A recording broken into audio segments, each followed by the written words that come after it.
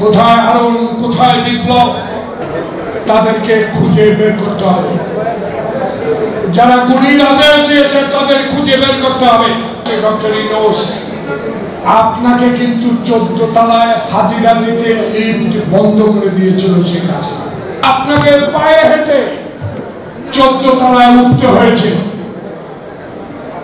শেখ হাসিনা ভারতে বসে দেখুন, যে এসএসএফ যে গাড়ি দিয়ে আপনাকে পাহারা দিত,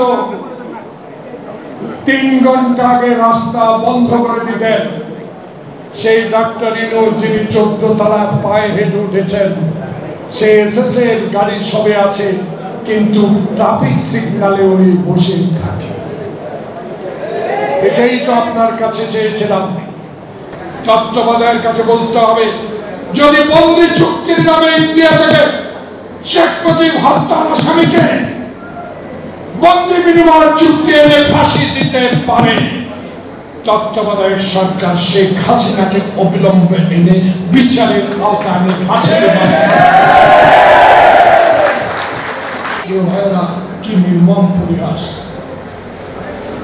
শেখ হাসিনা আজও এখন দিল্লি শুনতে পারে। শেখ হাসিনার পুত্র জয়, আপনার টেলিফোন চুরির ঘটনা আমি বলাতে আমার বিরুদ্ধে 64 জেলায় 64 মামলা করা হয়েছে। কত বড় সাহস জয় তোমার! বাংলাদেশের আবু সাইদের রক্তের গন্ধ কোনো নাক থেকে যায় নাই। কত বড় স্পর্ধা আপনার! আপনি এখনো টেলিভিশনে স্টেটমেন্ট দেন ভারতীয় হস্তক্ষেপ করে বাংলাদেশে শেখ হাসিনাকে আবার ক্ষমতায় বসিয়ে দেওয়ার জন্য। আমার নেতা তারেক রহমানের একটা শব্দ কোন পত্রিকায়, কোন টেলিভিশনে লিখতে দেয় না।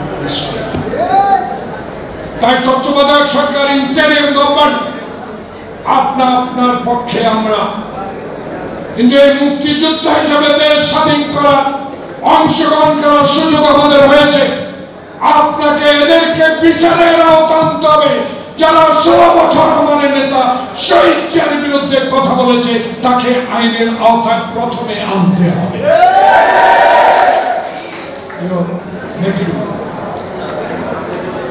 সালাম ভাই মুক্তিযোদ্ধা, সাথে মুক্তিযোদ্ধা, আমাদের অনেক ভাই এখানে মুক্তিযোদ্ধা। নুরুল্লাহ নুরু, আপনার বক্তব্য সারা বাংলাদেশের মানুষ অনুরোধ করব। 1400-রও বেশি শাখা উপশাখায় দেশের বৃহত্তম ব্যাংক আইএফআইসি। অন্যায়ের বিরুদ্ধে বিএনপি, অন্যায়ের বিরুদ্ধে মুক্তিযোদ্ধা। দয়া করে কোন অন্যায়কে প্রশ্রয় দেওয়ার সুযোগ যেন কেউ না পায় বাংলাদেশে। ইন্টারিম গভর্নমেন্ট, আপনার কাছে আমাদের অনুরোধ থাকবে, বেগম জিয়ার মুক্তি আপনি দিয়েছেন, আল্লাহ পাকের কাছে শুকরিয়া আদায় করি। কিন্তু একটি কথা, আমার নেতা মেজর হাফিজ সালাম, ফজলুল হক এদের সামনে আজ কথা দিতে চাই। বাংলাদেশের ইতিহাসে আবার ষড়যন্ত্র শুরু হয়েছে। মির্জা ফখরুল সাহেব আমাদের নেতা বলেছে, এই ষড়যন্ত্রের বিরুদ্ধে রুখে দাঁড়াতে হবে।